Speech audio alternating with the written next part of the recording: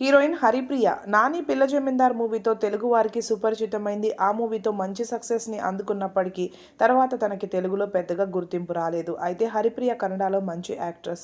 వరుస మూవీస్లో నటించి లక్షలాది మంది అభిమానుల్ని సంపాదించుకున్న హరిప్రియ ప్రస్తుతం తన కెరియర్కే బ్రేక్ ఇచ్చేసింది. నటుడు వశిష్ఠ సింహాని ప్రేమ పెళ్లి చేసుకుంది 2 సంవత్సరాల క్రితం. వశిష్ఠ సింహ కూడా ఎన్నో మూవీస్లో నటించాడు. కన్నడలో అయితే ఇతనికి మంచి నేమ్ ఉంది. తెలుగులో కూడా నటిస్తూ కెరియర్ పరంగా బిజీగా ఉన్న వీరిద్దరూ 2023 జనవరి 26న ప్రేమ పెళ్లి చేసుకున్నారు.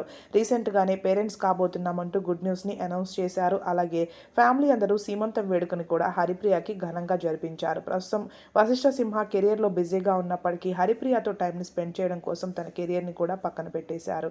అయితే ఈ దంపతులు వారి రెండవ పెళ్లి రోజున పండంటి బిడ్డకు వారి లైఫ్లోకి వెల్కమ్ చెప్పేశారు. ఆ విషయాన్ని వారి అభిమానులతో షేర్ చేసుకుంటూ 2023 జనవరి 26న పెళ్లి చేసుకున్న మాకు ఈ జనవరి 26న 2025లో పండంటి మగబిడ్డ మా లైఫ్లోకి వచ్చేసాడు అంటూ ఈ వీడియోలో వారి కొన్ని ఫొటోస్ని చూసేయండి.